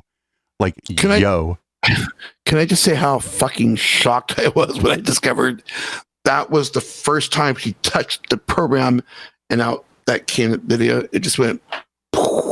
Okay, Chip, say it. James Perry. Thank you. We were coming back from an event, and there's this guy in my neighborhood who walks around, looks a little bit like James Perry. Fucking Chip yells out the window. He's like, James Perry. Dude, he's just walking down the street. So the media wench had to dip. She works early. I want to say I appreciate her jumping on here, because sometimes it takes a little while for other people to show up, and this show is difficult. This show's difficult. You know what's really funny is we cover all this whacked out fucking crazy shit. This is the hard show. It's hard to get an audience, hard to like have a steady panel, hard to like keep conversation flowing. It's basically being a Bay Area musician in a nutshell, if you really think about it. Thank you, Jeff. Thank you. Well, San Jose specifically. Yeah, especially. Well, I'll tell you what, I hear from a lot of cats. Maybe Curtis can expound upon this, but I hear it from a lot of cats. It's the game it ain't easy out here. I mean, the music game, that is. Yeah. We talked about this before. It's San Jose specifically. It's even before the pandemic. The problem is women, and it's not that women are the problem. It's the problem is there's no women at the fucking shows. Like, women are fine. Save that for the soundboard. Just the problem is women. Yeah, don't fucking clip that, anybody. The music scene sucks because of the women. No, the music scene sucks. An hour and 39 minutes into the show. Remember, we'll mark that for later. It's an hour 39 into the show. It's like... Taking notes. Chip's like, I'm going to figure out how to clip something out of Twitch. I'm going to clip this bitch. But I mean, yeah, it was always a struggle, even before the pandemic. Like South Bay specifically was a really rough nut to crack. I mean, and I know that they struggle with it in like East Bay and in the city even, but I mean, I'd say it's a little more of an uphill climb out this way, and a lot of it is just the main demographic. Like you know, people move to the city, because like tech and everything else, but they also move to like SF because everything else that goes on there. So you could throw a show any night of the week and you'll at least get some people coming. You know, where I don't know, out here people got jobs and they're boring and they don't want to do anything. Yeah, I think the real problem with the Bay Area is that it's not sold as a mecca for art. Yeah, it doesn't have like the same creativity thing as like Austin or Portland or something like that. Yeah. Well, back in the day, it was. I mean, the San Francisco used to be the cultural center of America. You know, when the hippies took over Haight-Ashbury, it became the cultural center of America. And then years and years later, you see that it's become the economic force of America. So people are interested in coming here to make money. And you say, hey, come check out my art on, Friday night. And they say, is that art going to give me my first million? And you say no. And they say, great. Bye-bye. And that's literally it. That's literally you get likes when you post about your shows. Lucky. Yeah, I do get a lot of likes, but and like, oh yeah, sure, I'm gonna go. No, they're not gonna go. See, I could post some like dumb bullshit and like I'll get all sorts of interaction. But then like I'm like, hey guys, got a show coming up, and like 2, 3, like my stalker, Yeah. like no, man, I think that like what's going on here is that like I think like people are just like heavily reliant on one website. That website is Facebook. It's a tough road on other spots, but once you get a foothold somewhere that isn't Facebook, if it's Twitch, if even YouTube, I'm not telling you how to get a foothold on YouTube, by the way. I give somebody $10 walking down the street, say, "Oh, follow my YouTube channel," and they give me my $10 back, right? Like, but once you get a foothold somewhere else, the people that are going to that other place are going there to find people like you. If it's Twitter, if it's YouTube, if it's Twitch, if it's Discord, they're going there to find you or someone like you because it's not like where their mom is. And I just want to interject one thing in there is that I've been in the Bay Area in the music scene a lot longer than Facebook has, and it's always been this way. Really? I don't know. Like South Bay specifically? Yeah, South Bay specifically. South Bay specifically. Even when I was, say 20 years old, working at a cafe, I knew everyone in town. It was impossible to get people over to the party, over to the show, because you either hung out with people because you were making connections to make money, or you were making connections to make drugs, and that was it. That was it. Nothing else fucking mattered. And now that there's Facebook, it's just that on a different level. Or at least I mean, yeah, that kind of makes sense. Especially, yeah. I mean, I wish I could find drugs on Facebook, but that's another story for another show. You probably find a lot of drugs. You just I'm sure you could find them if you look hard enough. I'm not looking that hard. Yeah, for sure. I hear what you're saying, man. And that's probably to a large degree true, but it always amazes me, like, this weird dynamic with respect to, like, how you nailed it on the head. But in a city like San Francisco, it's another universe when money becomes, when money becomes a thing out there. Well, and then people got money. Yeah, but I mean, even I know that, like, even in places like SF and Oakland and stuff like that, I mean, like, you could still, I mean, they still have their struggles too, especially, like, any local act, that's trying to, like, get noticed or get some sort of traction is always gonna, like, tell you a similar story where it's like, hey, like, yeah, we've got a pretty good following for what we got, but, like, trying to get people to come out to a show, that's like fucking pulling teeth, And I'm sure that's kind of like universal, no matter like what the town, to some degree. You mentioned like 20 years ago, and I'm thinking like 20 years ago, 2001, 2002, we were running this venue. Me, my friend Jared, and this gal Heather were running this venue. It was in San Francisco. It was under a karate studio. It was called The Dungeon. And we would have a fucking promoter call somebody in the morning. And by the morning, I mean 1 p.m. And they'd be like, "Oh, our whole shit fell apart, blah, blah, blah, blah, blah, this and that." And we would feel really bad. And we'd be like, "All right, we'll give you half your deposit back. Can you give us the name?" Like, because they had already promoted the show. Their show wouldn't be happening. And we'd have to put together a show in a few hours. And we would sell the place out. And we'd reduce the price or whatever, but it was like a different scenario. But it was because it was like the early 2000s, like right after the rave explosion of the late 90s, and people would be like, "There's a rave where," but that was also like the days where you would like call a voicemail for details, and the voicemail wouldn't get changed until like after 11 p.m. And like, no, this was even better. This is even better. We'd post on Bay Raves, and people would see who posted it. Would be like, "We have an event. You know where it is. The event canceled. Here's the list of DJs.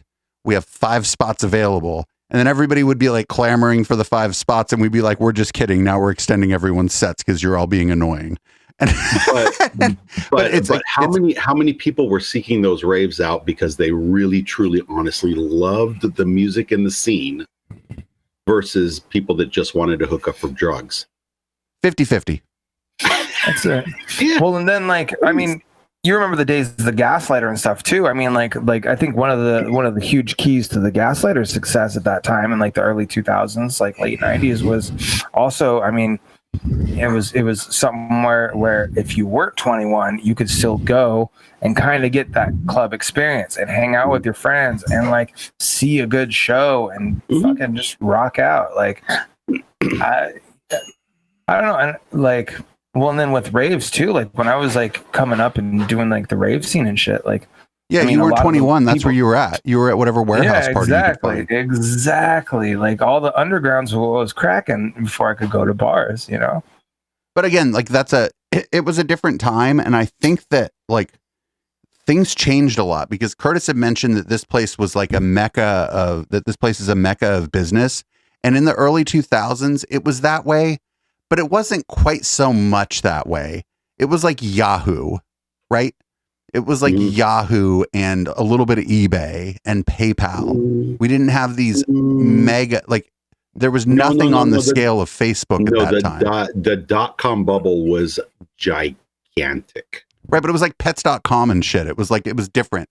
Like I understand, but it was definitely different than the landscape now, because the landscape now is filled with so many fucking apps that you don't know what the fuck is going on. And entrenched interests that are $1 trillion companies, right? Yeah. But I mean, I was deeply in the tech scene in 1997, 98. I had dude, I worked at Creative Labs when that was like a great place to work, and like they're like, oh shit, you work at Creative Labs now? You tell somebody you work at Creative Labs, they're like, oh, that's cute. Did you make a sound blaster? You know? Yeah, I worked at Yahoo Spinner, which became AOL Spinner. Did you ever go to the parties in the basement at the old Yahoo building? Which one? The one in San Francisco or the one in the South Bay? The South Bay. I think it's Sunnyvale. Yeah, I've been to the ones in San Francisco. I've never been to the parties. Oh in South my Bay. God. Oh my God. It was like 1997. I was working at VA Linux Systems and going to college still. And I got invited to a party in the Yahoo basement. I have never done so much fucking cocaine in my life. But that's gone now.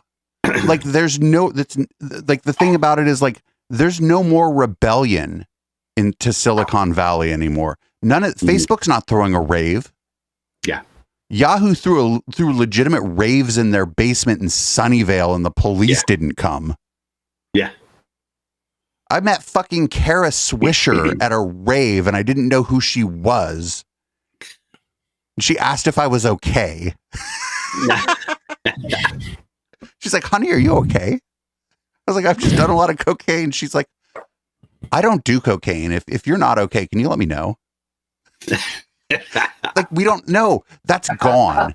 The whole the whole fucking like pirate flag at the Apple building. There was a bit of like maybe up until about just after 9/11, maybe there was a bit of rebellion to the Silicon Valley business scene.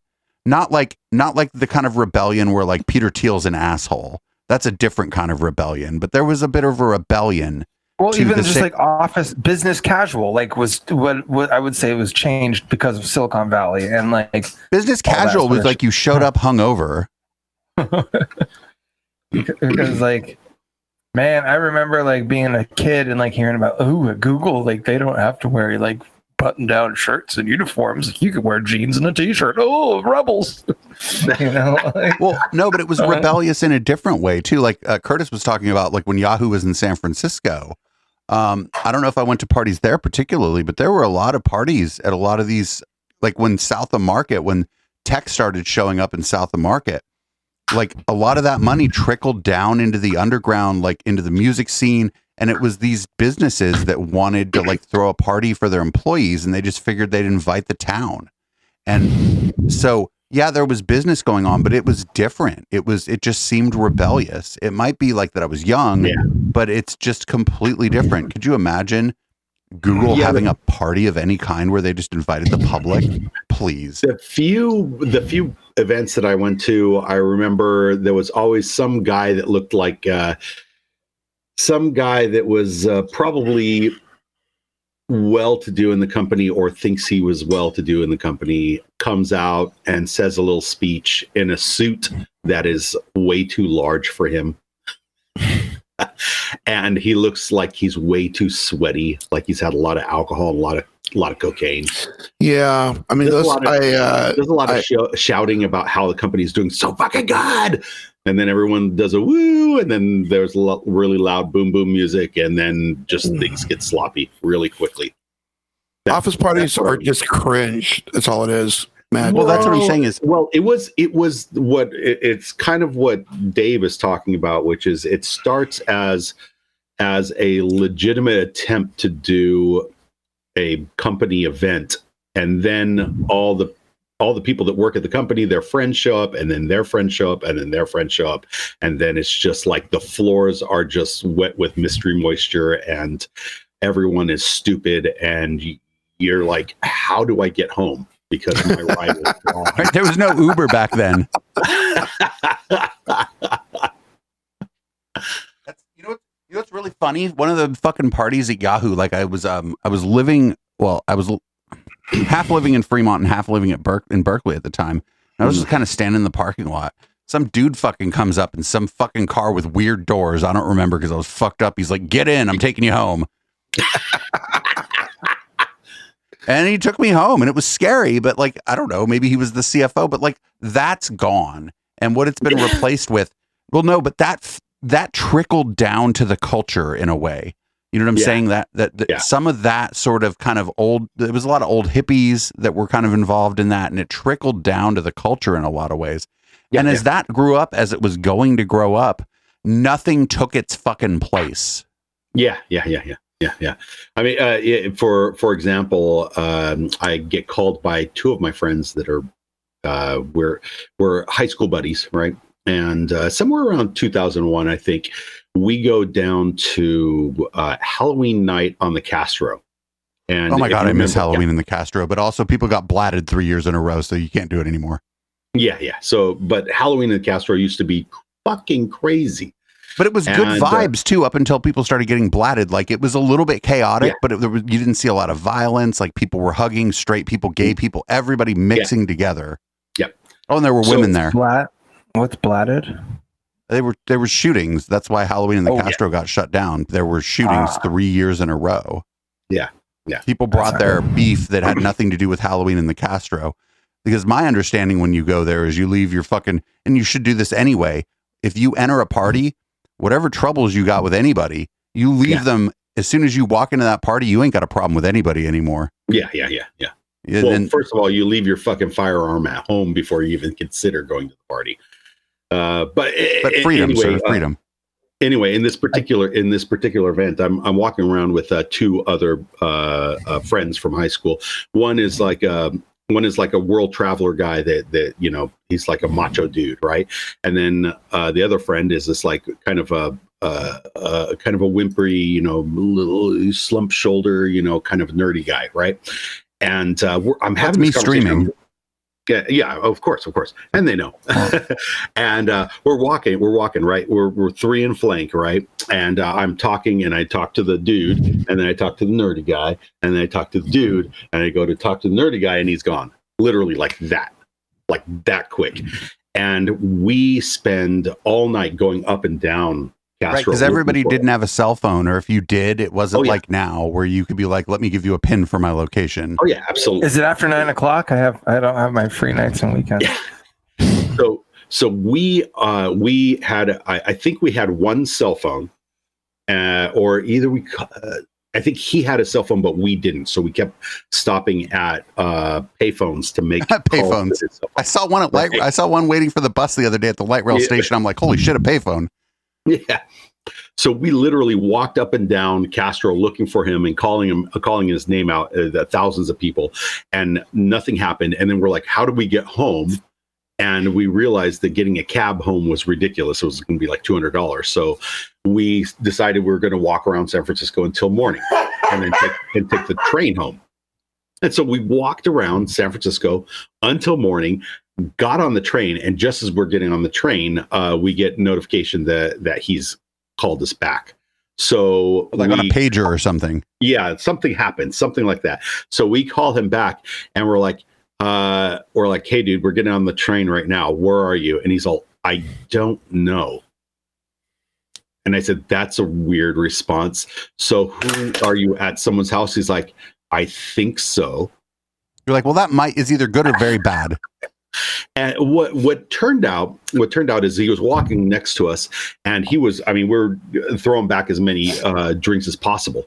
And he was a lightweight, and he fell to his knees vomiting without saying anything to us, without grabbing us or nothing. Just boom, dropped. And some elderly trans couple had found him, and they said, "Oh, honey, you got to come up to the apartment right now." And they walked him upstairs to their apartment, and they gave him a pot to barf in, and they gave him water, and they let him sleep it out on the couch. And that's amazing. That's amazing. I don't think that would happen now.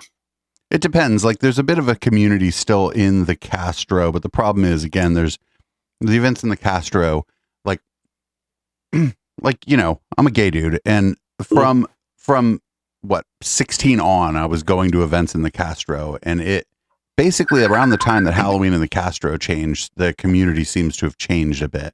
People couldn't afford to live there anymore. Mostly people can't afford to fucking live in the Castro. I was like, oh, maybe one day I'll get an apartment in the Castro. If I fucking really wanted to, I guess I could get an apartment in the Castro, but I'd fucking be like renting out the couch on the living room. It would be a bad scene, right? Yeah.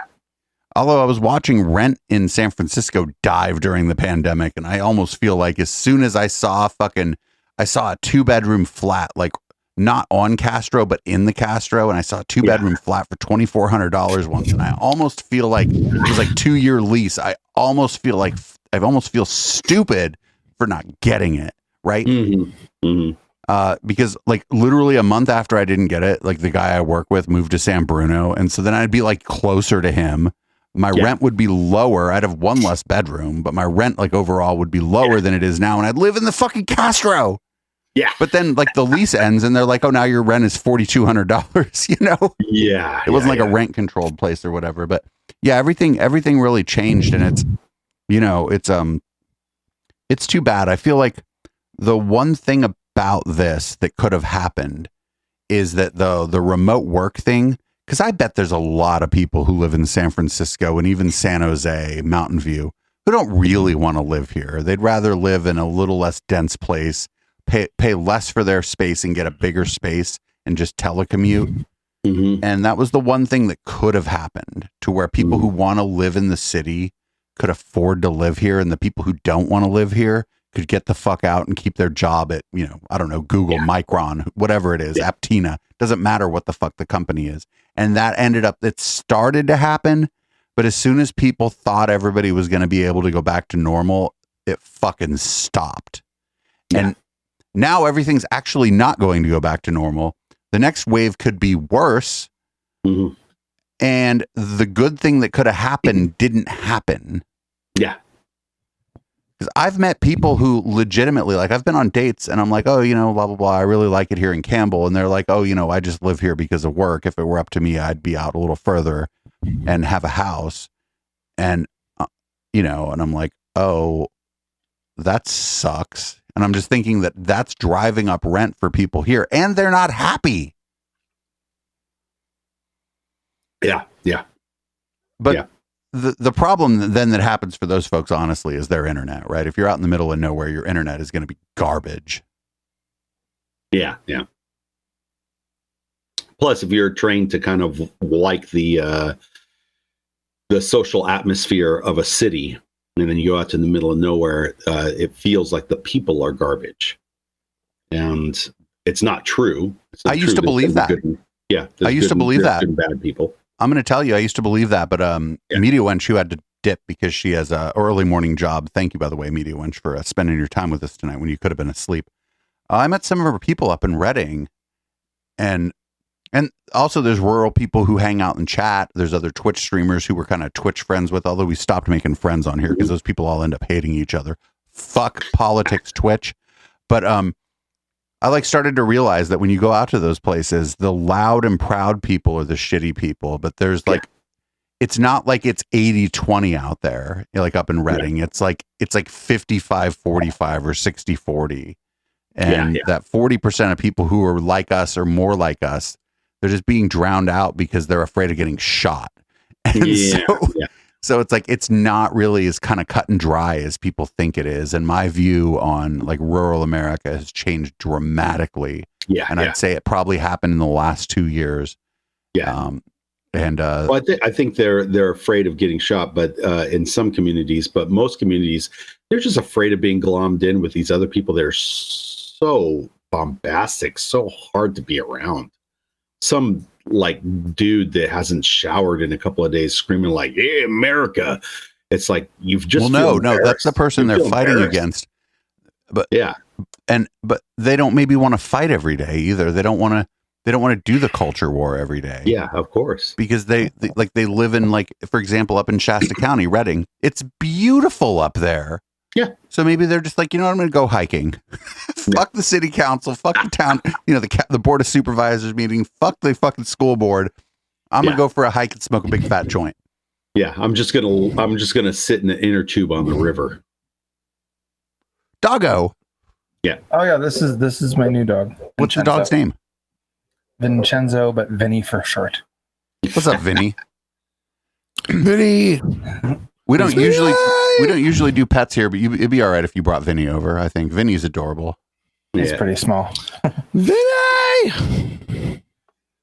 Man. Oh, goodness. But we'll run a little long on the podcast tonight. I'm gonna rock. We were talking about Panhandlers Union a little bit. This is the theme song for our Wednesday show about the intellectual dark web, in which we talk about. If you like this show, don't even bother. Don't even tune in tomorrow night. It'll be fine. They'll be like 5 or 7 times as many people here tomorrow night. We actually don't need you. This song is called American Tune, and it's the best song. And when Media Wench first heard it, she's like, I hate your Wednesday show. I'm on your network, but you have to run this for your Wednesday show theme song. This is American Tune by Panhandlers Union. We'll be right back. We'll do one more little segment. We'll close this out and we'll go into the crazy. I'm white and I've got everything I need. No one clutches their purses when they're in a room alone with me. And I can drive for any neighborhood I please at any hour, and the police don't do a thing. So if I see a penny on the ground, I leave it alone and fucking flip it. I'm a straight white male in America. I got everything I need. I'm a guy getting paid more than a girl with a degree. And I can walk down the streets after dark, no one wants to rape me. And I can get a girl pregnant and just as easily flee. Just like my straight white male dad did to me. So if I see a penny on the ground, I leave it alone and fucking flip it. I'm a straight white male in America. I've got all the luck I need. I've got a pile of broken mirrors and I'm walking under ladders and I'm spilling tons of salt, but to me that doesn't matter, cause my skin and my gender and my orientation are the best things to have if you live in this nation. I recommend it highly.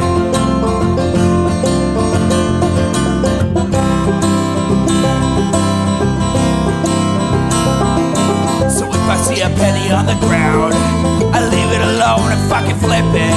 I'm a straight white male in America. I've got all the luck I need. Shit's gonna work out for me, cause I'm a straight white male in America. I've got all the luck I need. Fucking Panhandlers Union. That song's called American Tune. So good. So good. It's pretty American, if you ask me. America. Juan, what's America. up? Juan, what's up? Well, I'll tell you what. Right now, I'm just here hanging out with the crew. You know, listening, absorbing, taking it all in. Oh, the chat's like, look at that. Somebody's like, I like the music you highlight and stuff here. Yeah, like one of the unsung heroes of this fucking whole thing, actually. Go to eplex.xyz whenever we're not live. And that shit's just on shuffle. Everything, it's like almost 1,600 fucking songs now by over 500 artists in our library. And they all emailed it to us. Yeah, they're real. And if you liked, for example, the Panhandlers Union song you just heard, you could, there's a little box, you could be like request, you type that into the box, and 5-10 minutes later, the fucking song comes up. I don't even have to do anything. Again, like shout out to fucking, that would be the Azuracast project. It's a free open source project that we installed on a server, and it didn't work right away, and then I fixed it. Now it works. So dump your other streaming services and get Echoplex Media.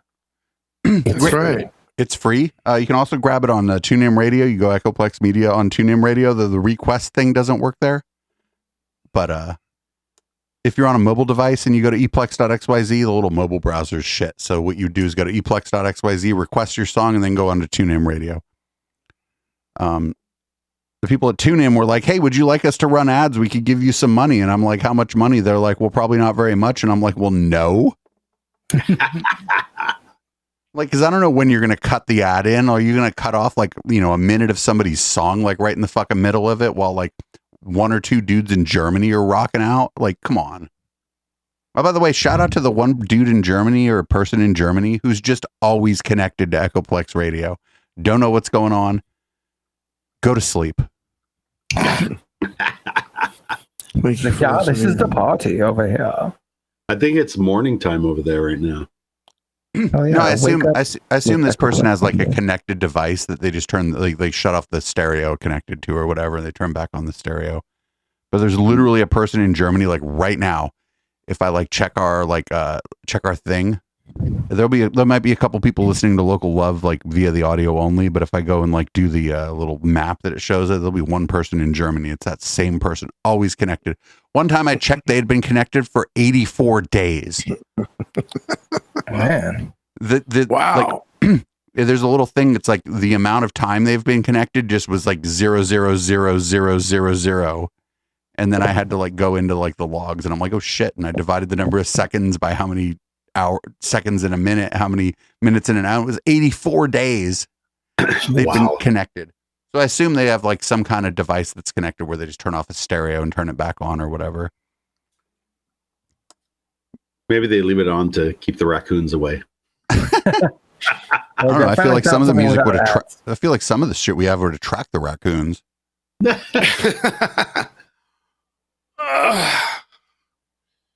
Yeah, baby. Excellent. Oh man. Speaking of raccoons, do we have any good wildlife songs? Yeah, I mean, Shark in the Water, but that's. I'll take it. All right, we'll do a Shark in the Water, and then we'll do one more. We'll call it a segment. Yes. We'll do ooh. This song's called "It's Our Water" by Shark in the Water, and honestly, if it's a shark, it's their water. True.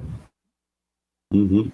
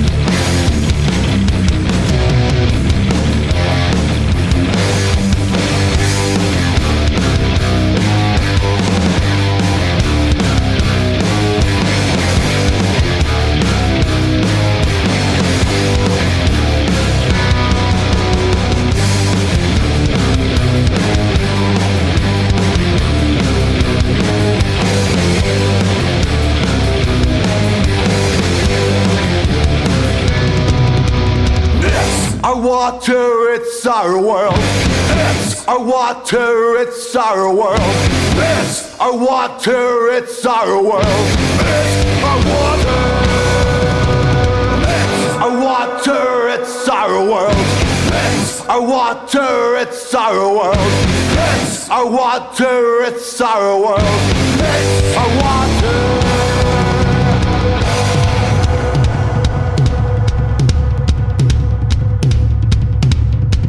Ooga chaka, fin, fin. Ooga chaka, fin, fin. Ooga chaka, fin, fin. Ooga chaka, fin, fin. Ooga chaka, fin, fin. Ooga chaka, fin, fin.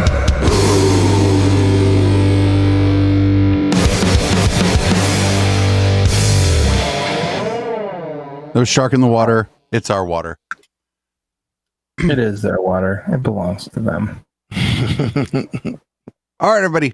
We're up against a basically a time barrier for the place we post our podcasts here. So just wanted to thank Media Wench, who is no longer with us. Hopefully fast fucking sleep because she works early in the morning.